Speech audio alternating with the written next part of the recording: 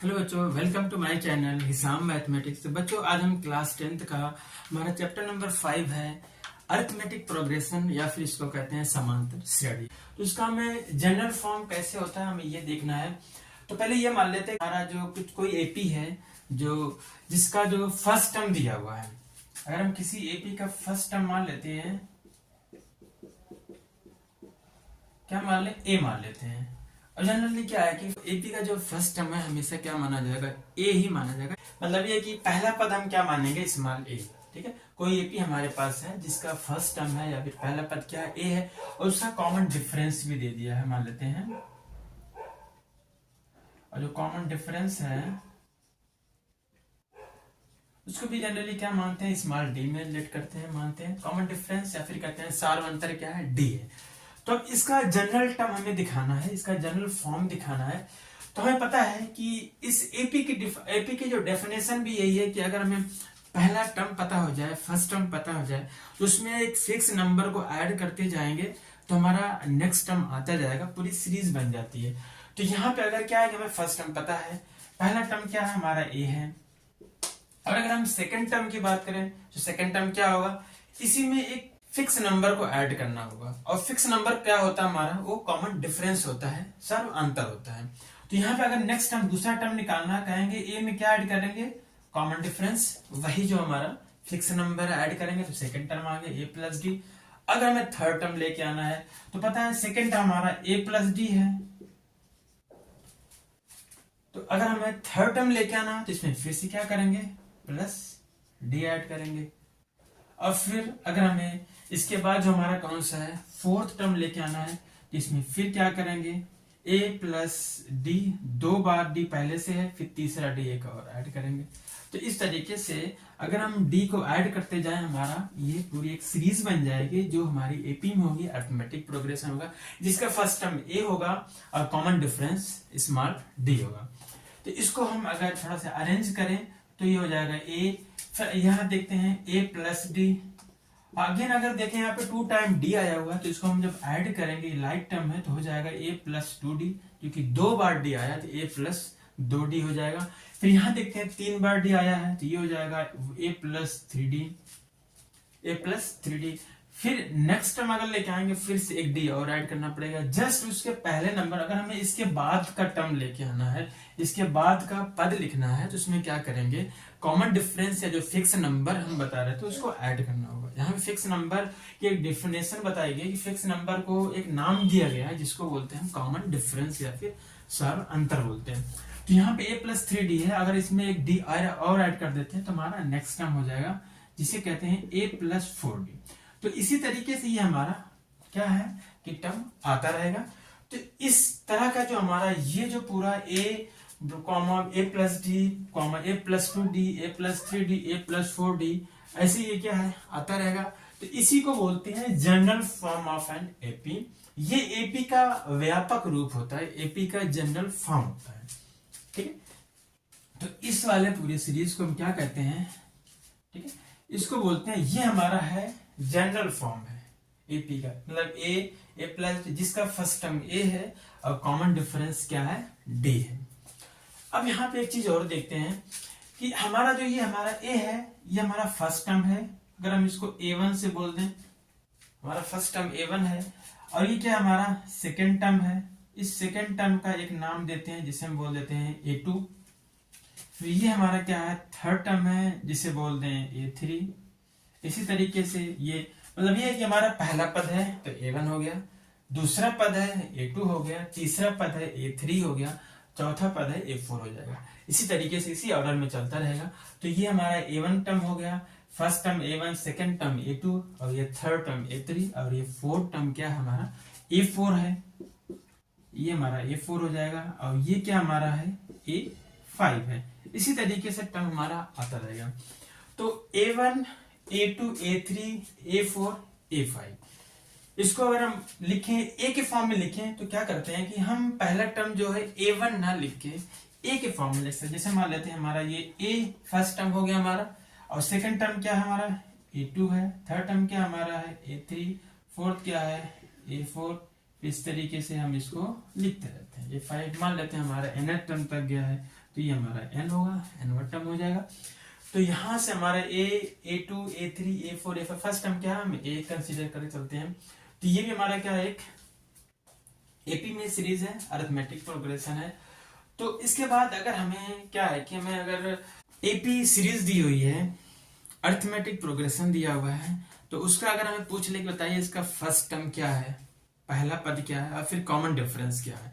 तो first term क्या होगा, जस्ट जो सबसे स्टार्टिंग का जो नंबर होगा, पहला नंबर होगा, उसी को हम फर्स्ट टर्म बोल देते हैं और उसी को पहला पद कहते हैं। तो ए हमारा क्या हो जाएगा, प्रथम पद हो जाएगा। अब यहाँ पे क्या है कि हमें अगर इसका कॉमन डिफरेंस फाइंड करना हो या फिर कहते हैं सर्वांतर निकालना हो, तो इसमें कॉमन डिफरेंस अगर हम फार्मूले से निकालना है कि हमारा कॉमन डिफरेंस कितना होगा, तो इसको हम एक फार्मूला लिख लेते हैं कॉमन डिफरेंस का।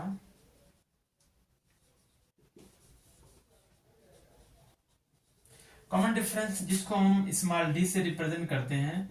कॉमन डिफरेंस निकालने के लिए क्या है, 2 कॉन्जिक्यूटिव नंबर ले लेंगे या फिर कह सकते हैं कि 2 कॉन्जिक्यूटिव टर्म ले लेंगे, लगातार 2 टर्म ले लेंगे। यहाँ पे 2 कॉन्जिक्यूटिव टर्म या फिर 2 लगातार टर्म, जैसे हम लेते हैं स्टार्टिंग में लेते हैं ए और ए2, ये हमारा 2 लगातार पद है, 2 लगातार टर्म है। तो क्या करेंगे, ए2 में से ए को माइनस कर लेंगे, ए2 माइनस ए।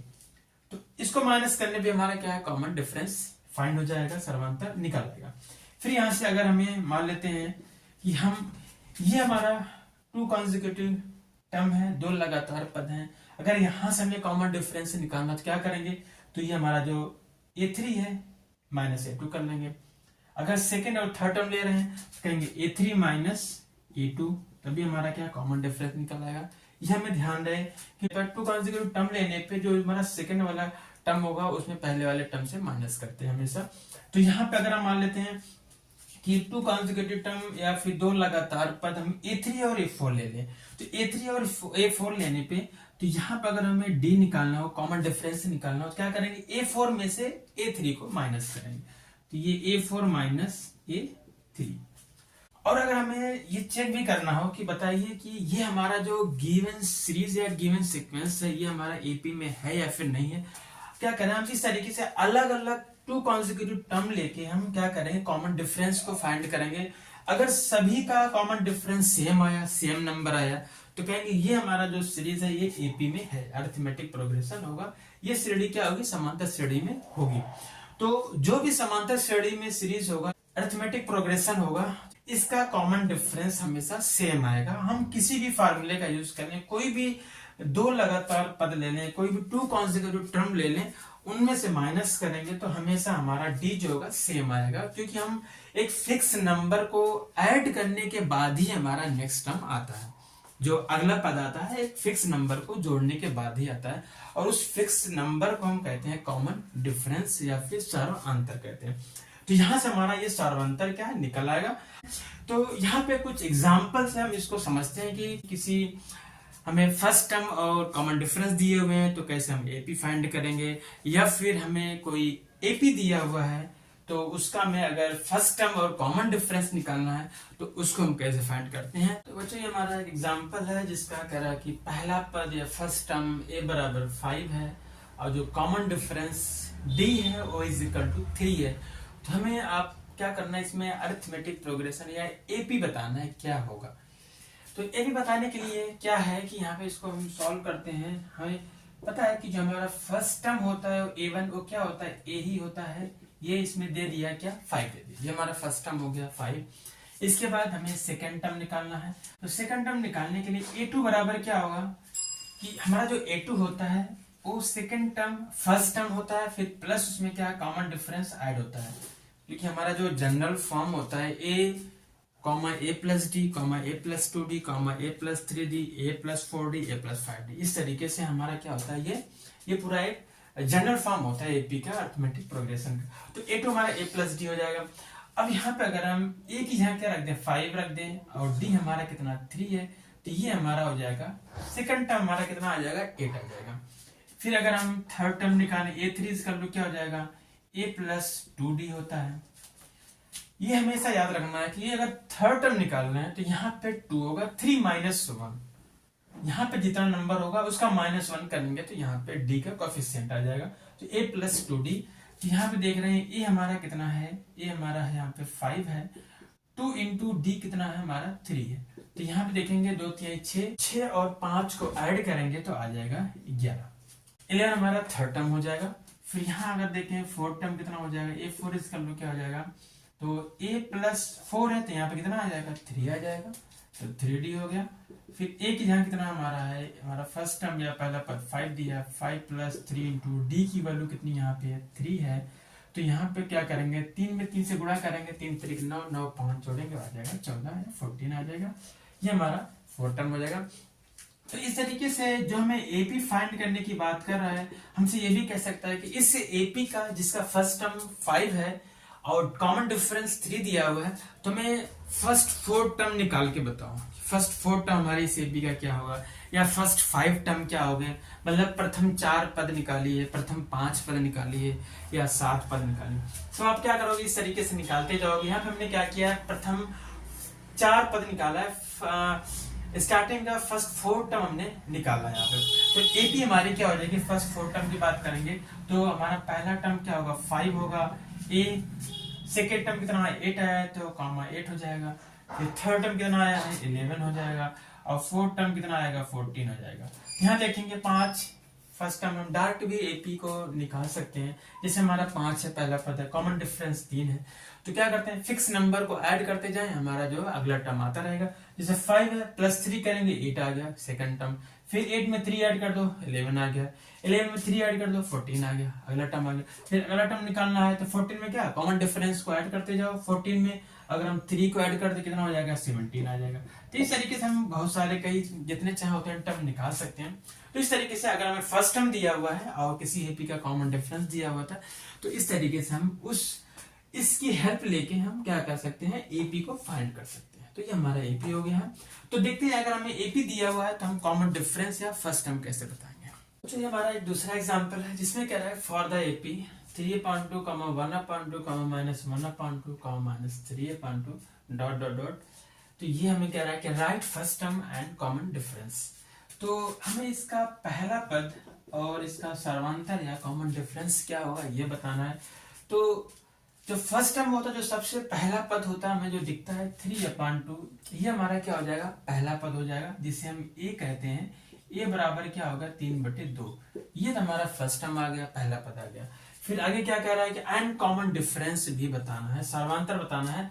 तो कॉमन डिफरेंस या सर्वांतर निकालने के लिए क्या करेंगे हम, डी, इसके लिए क्या करेंगे, कोई 2 कॉन्सिक्यूटिव टर्म ले लेंगे, लगातार 2 कोई हम पद ले लेंगे, फिर उसको देख लेते हैं माइनस करके। तो अगर हम फर्स्ट टर्म और सेकंड टर्म लगातार ले लें, ये हमारा ए है, ये फिर A2 है, तो अगर लगातार 2 टर्म ये हमारे हैं, अगर इसमें देखना है 1/2 से माइनस कर लेंगे इसके फर्स्ट टर्म से 3/2, तो यहाँ पे क्या हो जाएगा देख रहे हैं 2 हमारा जो डिनोमिनेटर है सेम है, तो हम जो हमारा न्यूमरेटर है तो उसको आसानी से हम ऐड या सब्ट्रैक्ट कर सकते हैं। तो यहाँ पे 3 में से -1 करेंगे, 1 - 3 करेंगे तो -2 आएगा, और नीचे /2 = -1।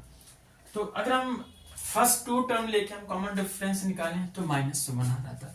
फिर अगर एक बार हम देखें, अगर हम ये 2 लगातार टर्म ले लें 1/2 और -1/2, तो कितना आता है।